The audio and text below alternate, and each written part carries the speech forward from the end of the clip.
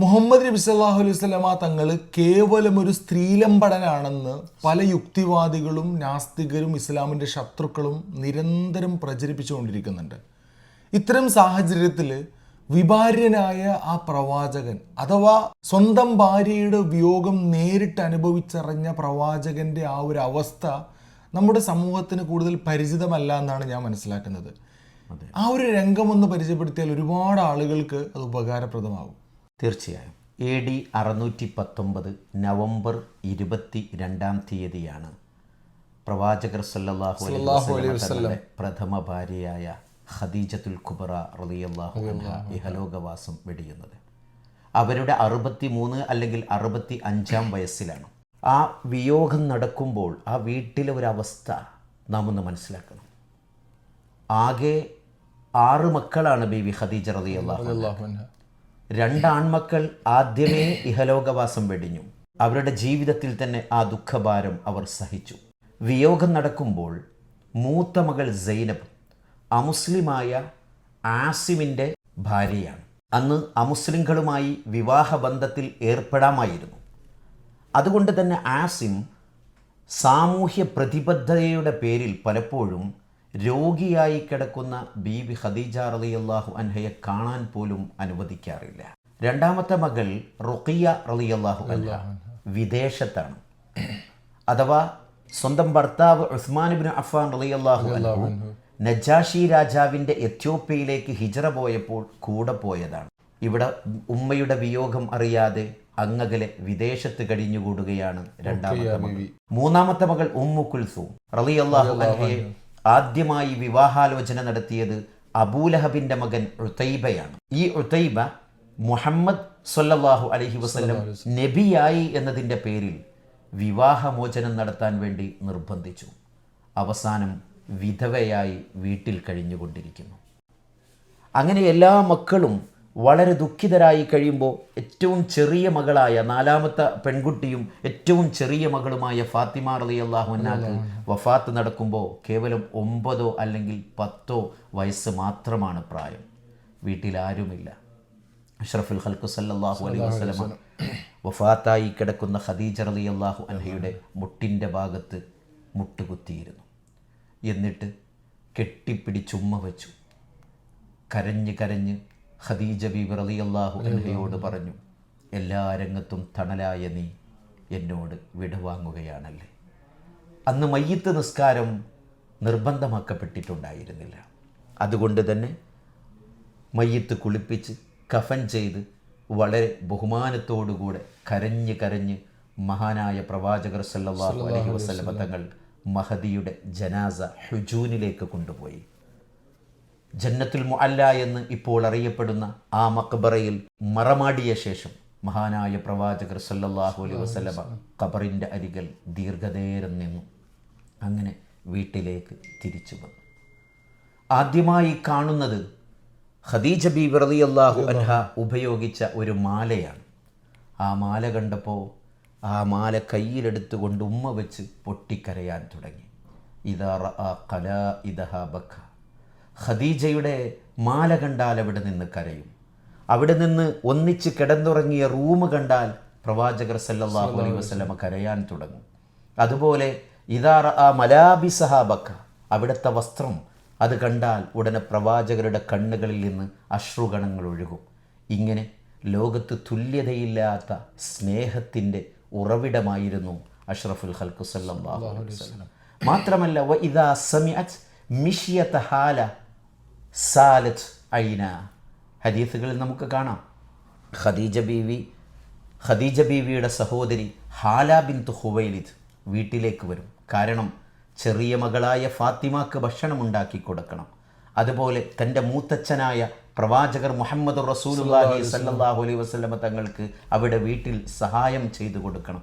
അതുകൊണ്ട് തന്നെ ഹാല വീട്ടിലേക്ക് കയറി വരുന്ന രംഗം കാണുമ്പോൾ അപ്പോൾ സ്വന്തം ഭാര്യയായ ബീവി ഖദീജ റളിയല്ലാഹു അൻഹയെ കുറിച്ച് ഓർത്തുകൊണ്ട് ആ ചെരുപ്പടിയുടെ ശബ്ദം കേൾക്കുമ്പോഴേക്ക് റസൂലുള്ളാഹി സല്ലല്ലാഹു അലൈഹി വസല്ലം തങ്ങളുടെ കണ്ണിൽ നിന്ന് കണ്ണുനീര് ധാരധാരയായി ഒഴുകും.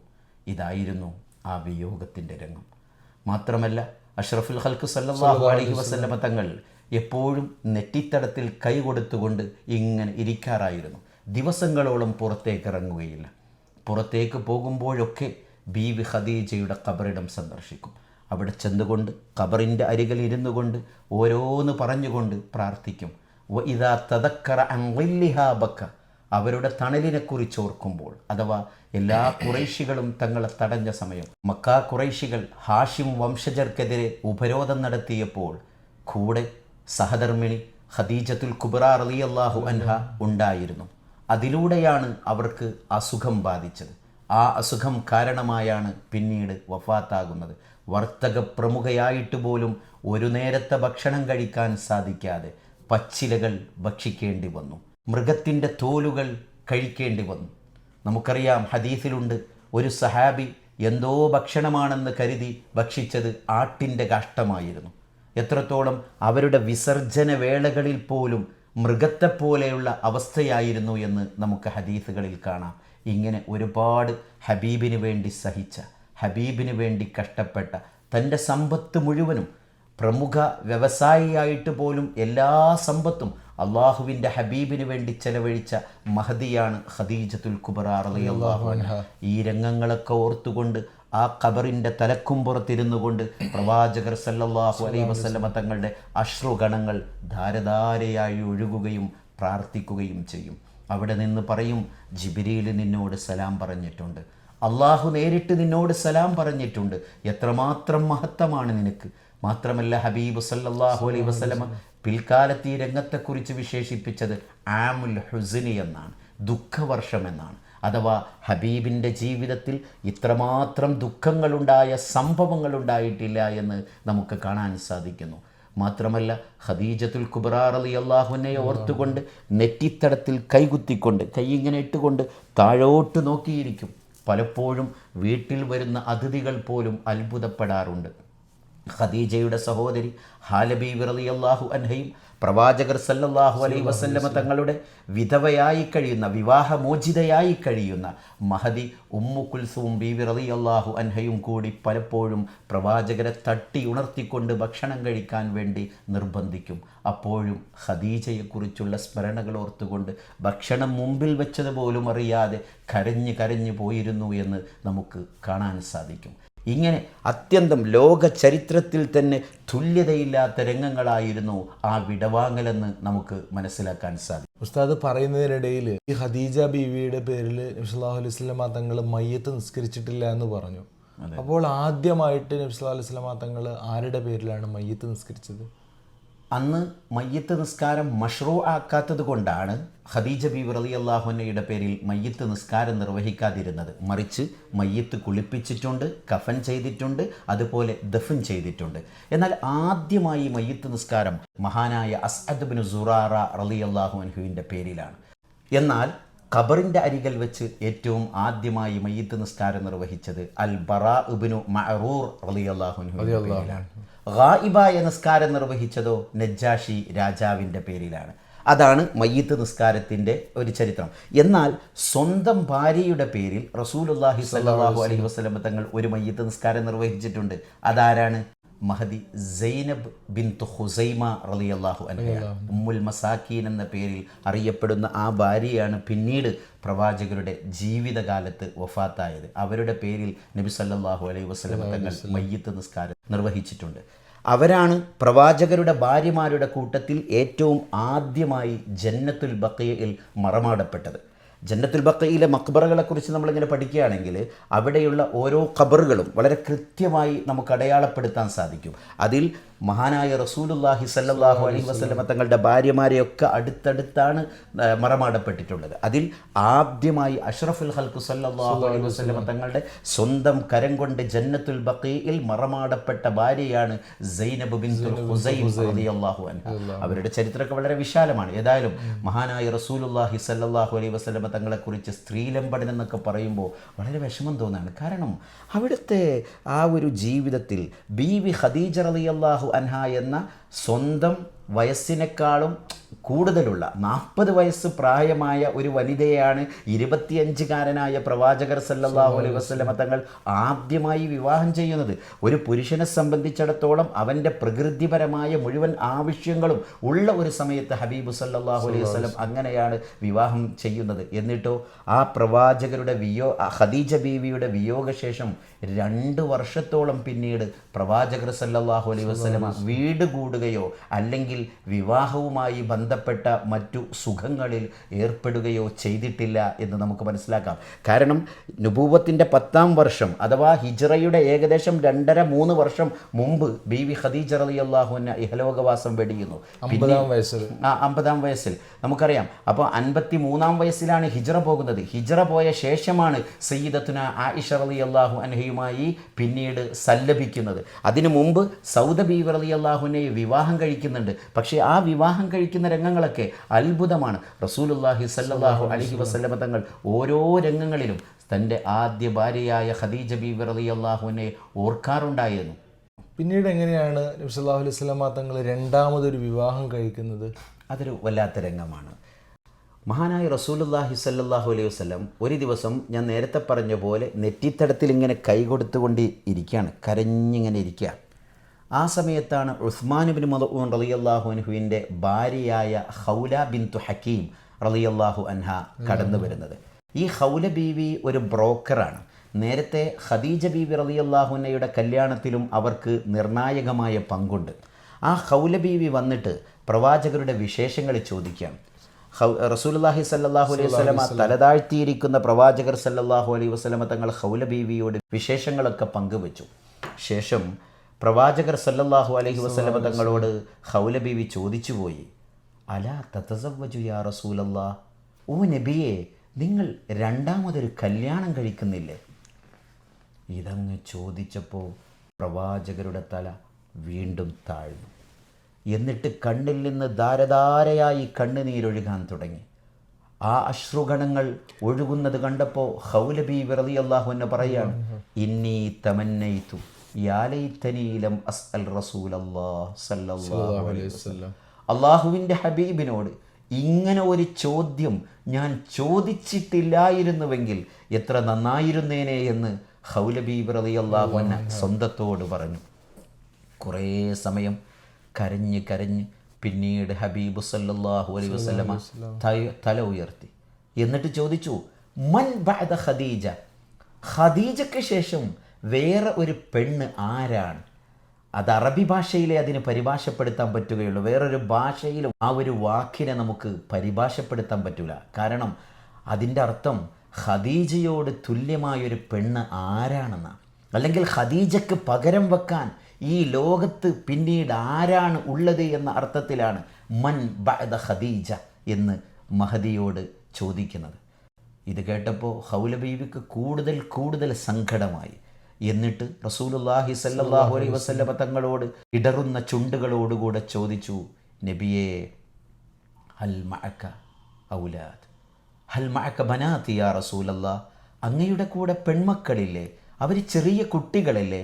അവരുടെ കാര്യങ്ങൾ അങ്ങേക്കാവശ്യമില്ലെങ്കിലും അവരുടെ കാര്യങ്ങൾ നോക്കാനും അങ്ങയെപ്പോലെ അടുക്കള മുതൽ അന്താരാഷ്ട്ര കാര്യങ്ങൾ വരെ കൈകാര്യം ചെയ്യുന്ന അങ്ങയെപ്പോലുള്ള ആൾക്ക് ഒരു സഹായവും ഒരു താങ്ങുമാവാൻ ഒരു സഹധർമ്മിണിയുടെ ആവശ്യമില്ലേ?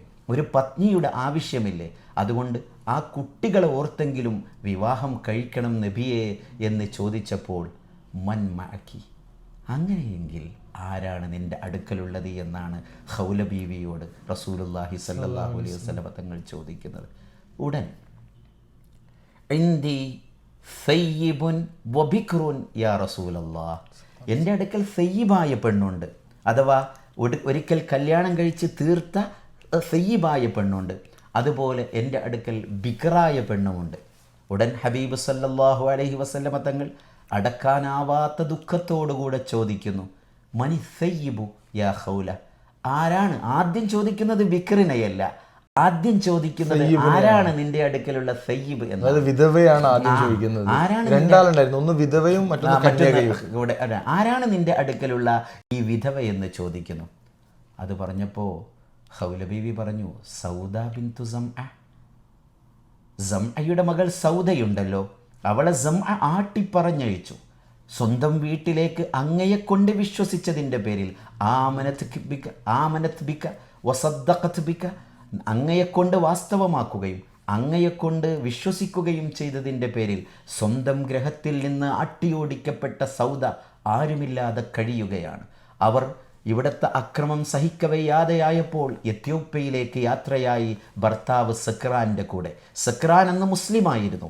അങ്ങനെ അവർ എത്യോപ്യയിലെത്തി നജാഷി രാജാവിൻ്റെ അടുക്കൽ വെച്ച് അവർ വിടവാങ്ങി. അവർ ഇഹലോകവാസം വെടിഞ്ഞു. അങ്ങനെ ആകെയുള്ള തണി, പിതാവിൻ്റെ തണിയില്ല, പിതാവിൻ്റെ ഒരു സഹായവുമില്ലാതെ വീട്ടിൽ നിന്ന് ആട്ടി ഓടിക്കപ്പെട്ടപ്പോൾ എത്യോപ്യയിലേക്ക് പോയ ഭർത്താവ്, അവിടെ ആകെയുള്ള തണിയായ ഭർത്താവ് പോലും ഇഹലോകവാസം വെടിഞ്ഞു. സക്രാൻ ഇഹലോകവാസം വെടിഞ്ഞു. അങ്ങനെ വിധവയായിക്കൊണ്ട് വീണ്ടും ഒരു വീട്ടിലേക്ക് കയറി വരാൻ സാധിക്കാതെ കഴിയുന്ന ഒരവസ്ഥയുണ്ട് സൗദക്ക്. അതുകൊണ്ട് അങ്ങയെക്കൊണ്ട് വിശ്വസിച്ചവരാണ്, അവരെ നിങ്ങൾ കല്യാണം കഴിക്കണമെന്ന് എനിക്ക് അഭിപ്രായമുണ്ടെന്ന് പറഞ്ഞു. ഉടൻ ഹബീബ് സല്ലല്ലാഹു അലൈഹി വസല്ലം ഇൻഷാ അല്ലാഹ് ഞാനൊന്ന് നോക്കട്ടെ. ഉടൻ മൻ മഅകി മിനൽ ബിക്ർ, ആരാണ് നിൻ്റെ കൂടെയുള്ള ബിക്ർ, ആരാണ് നിൻ്റെ അടുക്കലുള്ള കന്യക? ഹിയ ബിൻതു സദീഖിക യാ റസൂലല്ലാഹ്, അത് നിങ്ങളുടെ സ്വന്തം കൂട്ടുകാരനായ അബൂബക്കറിൻ്റെ മകളാണ്. അത് നിങ്ങളുടെ സ്വന്തം നിഴലായി മാറിയ അങ്ങയുടെ അബൂബക്കറിൻ്റെ മകൾ ആയിഷ റളിയല്ലാഹു അൻഹ. ഉടൻ പ്രവാചകർ സല്ലല്ലാഹു അലൈഹി വസല്ലമ ആദ്യം അന്വേഷിക്കുന്നത് സയ്യിബയായ അഥവാ വിധവയായ സൗദ ബീവി റളിയല്ലാഹു അൻഹയെ അന്വേഷിക്കുകയാണ്.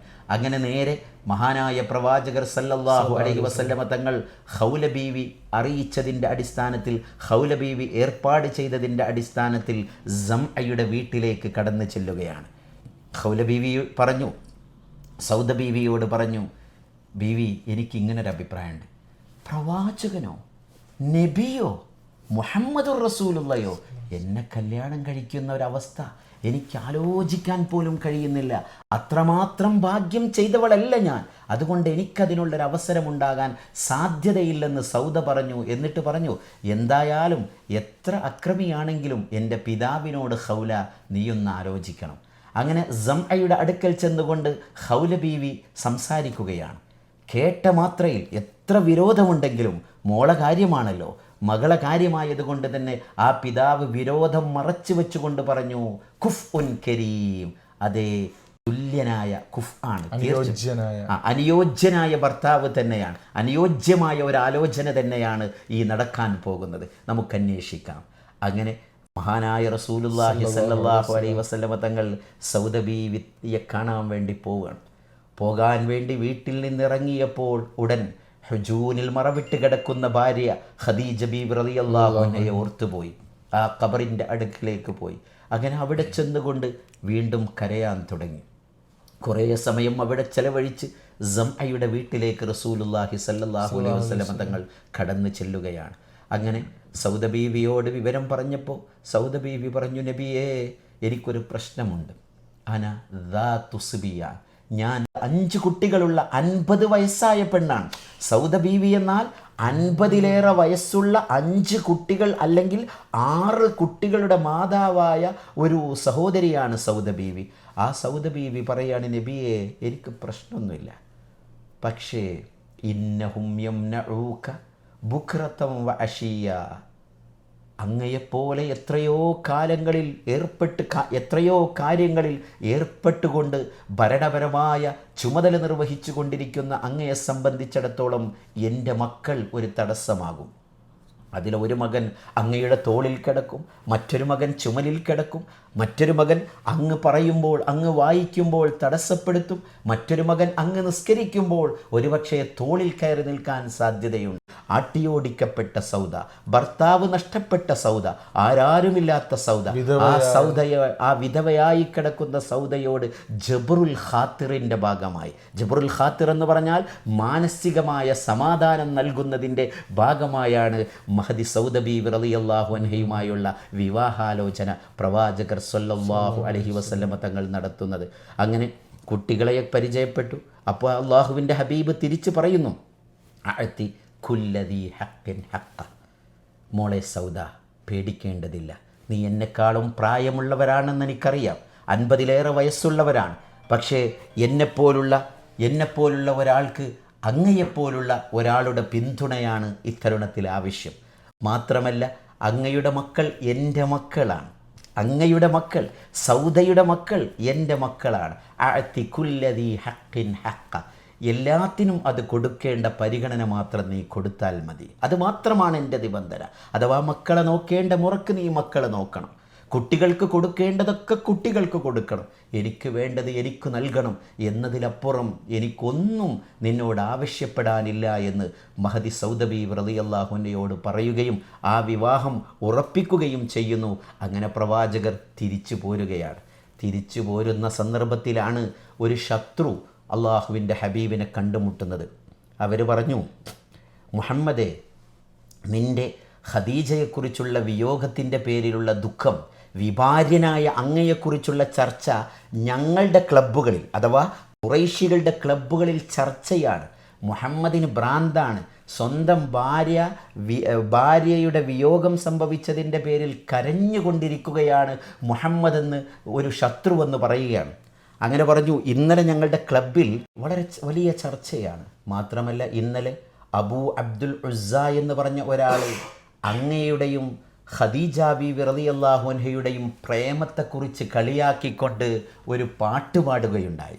ആ പാട്ടുപാടി ഞങ്ങളൊക്കെ രസിച്ചു എന്ന് ഒരു ശത്രു ഹബീബിനോട് പറയണം. ഇത് കേട്ടപ്പോൾ മുഹമ്മദ് റസൂലുള്ളാഹി സ്വല്ലല്ലാഹു അലൈഹി വസല്ലം ആ കവിത പാടിയ ആളെ അന്വേഷിച്ചു പോവാണ്. അപ്പോൾ അബൂ അബ്ദുൽ ഉസ്സയെ കണ്ടുമുട്ടി. പ്രവാചകർ ചോദിച്ചു, എന്താണ് നീ ഇന്നലെ പാടിയത്? ഞാൻ അങ്ങയുടെ പ്രേമത്തെ കളിയാക്കി, അല്ലെങ്കിൽ ആ ഒരു രസകരമായ സ്നേഹത്തെ കളിയാക്കിക്കൊണ്ട് പാട്ടുപാടി എന്ന് പറഞ്ഞിട്ട് പറഞ്ഞു, ദരിഫത്ത് ദുമൂഉക യബ്ന അബ്ദി മനാഫി സൈനിർ റിജാലി വസയ്യിദിൽ അഷ്റാഫി യബ്കി ഖദീജത ദഹ്റഹു സൈനിൻ നിസാ അത്വയ്യിബാതി ജമീലത്തിൽ ഔസാഫി. അബ്ദുമനാഫിൻ്റെ മോനെ, നിന്റെ 2 കണ്ണുകളും വറ്റിയിരിക്കുന്നു, നിന്റെ 2 കണ്ണുകളും ഉണങ്ങിപ്പോയിരിക്കുന്നു. എന്തിന്? സൈനിർ റിജാലി വസയ്യിദിൽ അഷ്റാഫി, മഹത്തുക്കളുടെ വലിയ നേതാവും പുരുഷന്മാരുടെ വലിയ ഭംഗിയുമാണെന്ന് വിശേഷിപ്പിക്കപ്പെടുന്ന മുഹമ്മദേ, നിന്റെ 2 കണ്ണുകളും വരണ്ടിരിക്കുന്നു. എന്തിനു വേണ്ടിയാണ്? യബ്കി ഖദീജത ദഹ്റഹു സൈനിൻ നിസാ, സ്ത്രീകളുടെ അലങ്കാരമായ ഖദീജയെ ഓർത്തുകൊണ്ട്, നിങ്ങൾ സ്ത്രീകളുടെ അലങ്കാരമായ ഖദീജയെക്കുറിച്ചോർത്തുകൊണ്ട് അങ്ങ് കരഞ്ഞുകൊണ്ടേയിരിക്കുകയാണ്. താഹിറാത്തി ജമീലത്തിൽ ഔസാഫി, ശുദ്ധയും അതുപോലെ വിശേഷണങ്ങൾ സമ്പുഷ്ടവുമായ സ്ത്രീകളുടെ അലങ്കാരമായ ഖദീജയെ ഓർത്തുകൊണ്ട് അങ്ങ് കരയുന്നു. അങ്ങനെ നീണ്ട വരികളാണ്. അതിങ്ങനെ പറഞ്ഞപ്പോൾ ഉടനെ തന്നെ അഷ്റഫുൽ ഖൽഖ് സല്ലല്ലാഹു അലൈഹി വസല്ലം അവിടുത്തെ തോളിലുണ്ടായിരുന്ന പുതപ്പ് ആ ശത്രുവായ കവിക്ക് സമ്മാനം കൊടുക്കുകയാണ്. അവരുടെ ക്ലബ്ബിൽ ഇതും ചർച്ചയായി. എന്നിട്ട് നേരെ ഖദീജയുടെ ഖബറിൻ്റെ അടുക്കലേക്ക് തന്നെ വീണ്ടും പോകുന്നു. തല വരുന്ന ഭാഗത്തിരുന്നു കൊണ്ട് വീണ്ടും പ്രവാചകർ സല്ലല്ലാഹു അലൈഹി വസല്ലമ എന്തൊക്കെയോ ഖദീജയോട് കിന്നാരം പറഞ്ഞുകൊണ്ടിരിക്കുന്നു. ഈ കവിതകളെക്കുറിച്ച് പറയുന്നു, ഈ സ്നേഹത്തെക്കുറിച്ച് പറയുന്നു. അങ്ങേക്ക് ശേഷം മൻ ബഅദകി യാ ഖദീജ, അങ്ങേക്ക് ശേഷം എനിക്കാരാണെന്ന് ചോദിച്ച ഈ രംഗങ്ങളെക്കുറിച്ച് അഷ്റഫുൽ ഖൽഖ് സല്ലല്ലാഹു അലൈഹി വസല്ലമ ഓർത്തുകൊണ്ടിരിക്കുകയാണ്. ഇങ്ങനെ ലോകത്ത് തുല്യതയില്ലാത്ത സ്നേഹം അനുഭവിച്ച് വിയോഗാനന്തരമുള്ള പ്രവാചകരുടെ ഖദീജയുടെ വിയോഗാനന്തരമുള്ള ആ ഒരു അടുപ്പം വല്ലാത്ത അടുപ്പമായിരുന്നു. ഓരോ രംഗങ്ങളും കാണുമ്പോൾ ഇടയ്ക്ക് ഫാത്തിമയെ കെട്ടിപ്പിടിക്കും. എന്നിട്ട് ഉമ്മ വെച്ചുകൊണ്ട് പറയും, ഉമ്മുഖ് നിൻ്റെ ഉമ്മ ഉണ്ടായിരുന്നുവെങ്കിൽ എന്ന് പറഞ്ഞുകൊണ്ട് മഹാനായ റസൂലുള്ളാഹി സല്ലല്ലാഹു അലൈഹി വസല്ലമ തങ്ങൾ പറയാറുണ്ടായിരുന്നു. ഒരു ദിവസം അഷ്റഫുൽ ഖൽഖ് സല്ലല്ലാഹു അലൈഹി വസല്ലമ തങ്ങളുടെ അടുക്കൽ ഒരു വിരൂപിയായ വയസ്സായ ഒരു സ്ത്രീ വരികയാണ്. എന്നിട്ട് സ്വന്തം പരിചയപ്പെടുത്തുകയാണ്, ഞാൻ ഹുനൈസയാണ്. ഉടനെ തന്നെ ഹബീബ് സല്ലല്ലാഹു അലൈഹി വസല്ലമ തങ്ങൾ പറയാണ്, അന്തി ഹസ്ന, നീ ഒരിക്കലും ആ പേരിനല്ല, നീ ഹസ്നയാണ്, നല്ലവളാണ്, ഭംഗിയുള്ളവളാണ്. അത് പറഞ്ഞ് അവർക്ക് സമ്മാനങ്ങൾ നൽകുന്നു. ഉടൻ ആയിഷ റളിയല്ലാഹു അൻഹ ചോദിക്കുകയാണ്, നബിയെ, ആരാണ് വന്നത്? അവിടുന്ന് പറഞ്ഞു, അതിൻ്റെ ഖദീജയുടെ സഹപാഠിയാണ്. ഇങ്ങനെ ഓരോരുത്തരെയും ഓരോ രംഗങ്ങളിലും നമുക്കറിയാം. ഒരിക്കൽ ബദർ യുദ്ധത്തിൽ മഹാനായ റസൂലുള്ളാഹി സ്വല്ലല്ലാഹു അലൈഹി വസല്ലമ ചെറ പിടിച്ച ആളുകളിങ്ങനെ മോചിപ്പിച്ചു കൊണ്ടിരിക്കുമ്പോഴാണ് പെട്ടെന്ന് ബീവി ഖദീജ റളിയല്ലാഹു അൻഹയുടെ മാല കാണുന്നത്. പെട്ടെന്ന് ആ മോചനദ്രവ്യമായി ലഭിച്ച മാലയിലേക്ക് നോക്കിയപ്പോഴാണ് മനസ്സിലായത് സ്വന്തം മരുമകനായ ആസിമിനെ മോചിപ്പിക്കാൻ വേണ്ടി മകൾ സൈനബ് കൊടുത്തയച്ച മാലയാണ്. സ്വന്തം മരുമകനായ ആസിം ബദർ യുദ്ധത്തിൽ മറുചേരിയിലായിരുന്നു, ഖുറൈശികളുടെ കൂടെ യുദ്ധം ചെയ്തു, അദ്ദേഹം ചിറ പിടിക്കപ്പെട്ടു. അങ്ങനെ അദ്ദേഹത്തെ മോചിപ്പിക്കാൻ വേണ്ടി പ്രവാചകന്റെ പുത്രി കൂടിയായ സൈനബ് റളിയല്ലാഹു അൻഹ കൊടുത്തയച്ച മാലയായിരുന്നു അത്. ആ മാല ഖദീജയുടെ മാലയായിരുന്നു. ഉമ്മയുടെ മാലയെടുത്തുകൊണ്ട് മൂത്ത മകളുടെ കല്യാണം നടത്തിയപ്പോൾ ആസിമിൻ്റെ അടുക്കലേക്ക് മകളുടെ കയ്യും പിടിച്ചുകൊണ്ട് വിവാഹം കഴിച്ചയച്ച സന്ദർഭത്തിൽ കൊടുത്തയച്ച മാലയാണ്. ആ മാല കണ്ടപ്പോൾ റസൂലുള്ളാഹി സ്വല്ലല്ലാഹു അലൈഹി വസല്ലം ബദർ യുദ്ധത്തിൽ കരയാണ്. ബദർ യുദ്ധത്തിന് ശേഷം കരയാണ്.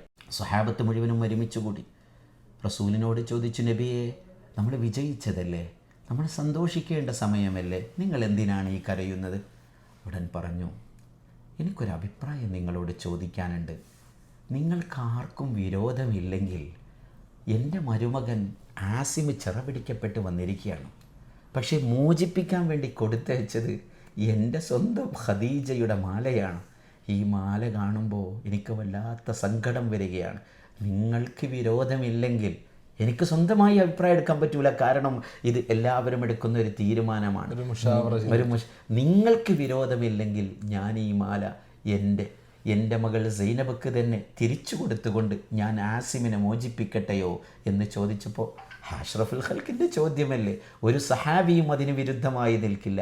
എല്ലാവരും അത് അംഗീകരിച്ചു. പിന്നീട് കാലങ്ങൾക്ക് ശേഷം, ബദർ യുദ്ധത്തിന് ശേഷം കാലങ്ങൾക്ക് ശേഷമാണ് ആസിം റളിയല്ലാഹു അൻഹു ഭാര്യയായ സൈനബുമായി വലിയ സ്നേഹത്തിലായിരുന്നു. അവർ രണ്ടുപേരും രണ്ട് വിശ്വാസവേളയിലാണ്. മദീനയിലേക്ക് വന്നതോടുകൂടെ രണ്ടുപേരും രണ്ട് വീടുകളിലായി. അങ്ങനെയൊക്കെ ആണെങ്കിലും ഇടയ്ക്ക് രാത്രി സമയത്ത് ആരും അറിയാതെ ആസിം മദീനയിൽ വരികയും വാതിൽ മുട്ടുകയും ചെയ്തു. അങ്ങനെയുള്ള സംഭവങ്ങളൊക്കെ ഉണ്ട്. അങ്ങനെയാണ് പിന്നീട് ഇസ്ലാമിൻ്റെ ശാദ്വല തീരത്തേക്ക് ആസിം റളിയല്ലാഹു അൻഹു കടന്നു വരുന്നത്. ഇങ്ങനെ ഓരോ രംഗങ്ങളിലും ആ സഹധർമ്മിണിയെ, ആ ഭാര്യയെ, അഥവാ റസൂലുള്ളാഹി സ്വല്ലല്ലാഹു അലൈഹി വസല്ലം തങ്ങളുടെ ഒരു ഭൗതിക രീതിയിലുള്ള വിവാഹത്തെക്കുറിച്ച് ചിന്തിക്കുമ്പോൾ അത് ബീവി ഖദീജ റളിയല്ലാഹു അൻഹ മാത്രമാണ് എന്ന് നമുക്ക് തോന്നും ചരിത്രത്തിൽ. കാരണം മറ്റുള്ള ഓരോ ഭാര്യമാരെയും വിവാഹം ചെയ്യാനുള്ള ഓരോ കാരണങ്ങൾ അത് സെപ്പറേറ്റ് ആയിട്ട് നമ്മൾ പഠിക്കണം. ഇപ്പം രണ്ടാമതായി വന്ന സൗദ ബീവിയുടെ കഥ നമ്മൾ പറഞ്ഞു, ചരിത്രത്തിൽ വിരൂപിയാണെന്ന് പോലും പറയും. നമുക്കങ്ങനെ വിശേഷിപ്പിക്കാൻ പാടില്ല. അജൂസായ 50 വയസ്സിലേറെ വന്ന ഏകദേശം നിറത്തിൻ്റെ വിഷയത്തിൽ കറുപ്പ് കളറുള്ള മഹദി സൗദ ബീവി റളിയല്ലാഹു അൻഹയാണ് രണ്ടാമത് വിവാഹം കഴിച്ചത്. അതൊക്കെ ഒരു സഹകരണത്തിൻ്റെ ഭാഗമായാണ്, അല്ലെങ്കിൽ അവർക്ക് നൽകുന്ന ഒരു സഹായത്തിൻ്റെ ഭാഗമാണ്. റസൂലുള്ളാഹി സ്വല്ലല്ലാഹു അലൈഹി വസല്ലമയുടെ ഭാര്യമാരുടെ കൂട്ടത്തിൽ ഏക കന്യക ആയിഷത്തു സിദ്ദീഖ റളിയല്ലാഹു അൻഹ മാത്രമാണ്. ആ ആയിഷയോ വളരെ ചെറുതാണ്. 6-ാം വയസ്സിൽ വിവാഹാലോചന നടത്തുന്നു. 9-ാം വയസ്സിൽ മദീനയിലെത്തിയ ശേഷമാണ് മൂന്നാമതായി റസൂലുള്ളാഹി സ്വല്ലല്ലാഹു അലൈഹി വസല്ലമ കല്യാണം കഴിക്കുന്നത്. ആരെയാണ്? ആയിഷ ബീവിയാണ്. മക്കയിൽ നിന്ന് തന്നെ വിവാഹാലോചന നടക്കുന്നു. ഖൗല ബീവി മുഖാന്തരമാണ് വിവാഹം. ഏത്? ഉസ്മാൻ ഇബ്നു മദ്ഊൻ റളിയല്ലാഹുവിൻ്റെ ഭാര്യയായ ഖൗല ബീവി തന്നെയാണ് അതിനിടയിലുള്ള ബ്രോക്കറായി പ്രവർത്തിക്കുന്നത്. അങ്ങനെ 9-ാം വയസ്സിൽ മദീനയിൽ ചെന്ന ശേഷം മാത്രമാണ് അവിടെ വീട് കൂടുന്നത്. 4-ാം ഭാര്യ ഹഫ്സ റളിയല്ലാഹു അൻഹ, അത് സംബന്ധമായി ഇന്നലെ നാം പരാമർശിച്ചു.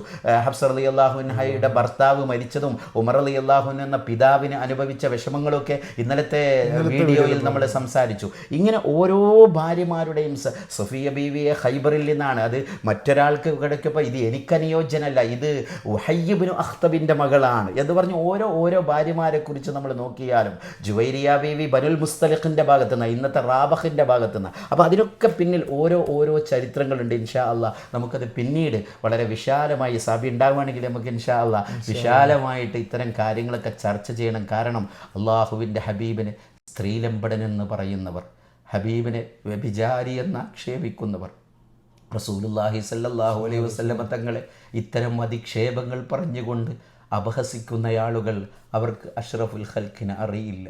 അവർക്ക് റസൂലുള്ളാഹി സ്വല്ലല്ലാഹു അലൈഹി വസല്ലം തങ്ങളുടെ നേർചിത്രം നേരിട്ട് അനുഭവിക്കുവാനുള്ള ഭാഗ്യമുണ്ടായില്ല എന്ന് മാത്രമാണ് നമുക്ക് സഹതപിക്കാനുള്ളത്.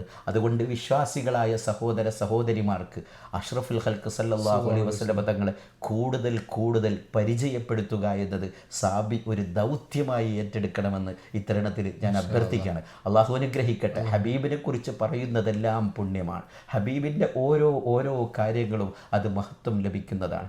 തീർച്ചയായും അവിടുന്ന് എന്തൊക്കെ ആക്ഷേപങ്ങൾ, 2 കൊല്ലത്തോളം വിഭാര്യനായി കഴിയുകയാണ് റസൂലുള്ളാഹി സ്വല്ലല്ലാഹു അലൈഹി വസല്ലം. അതിനിടക്ക് സൗദ ബീവി റളിയല്ലാഹു അൻഹയുമായി വീട് കൂടാൻ വേണ്ടിയിരിക്കുന്ന സന്ദർഭത്തിലൊക്കെ ആദ്യ ഭാര്യയായ ഖദീജയുടെ ഖബറിൻ്റെ അടുക്കലേക്ക് പോകും, ഹുജൂനിൽ ചെല്ലും.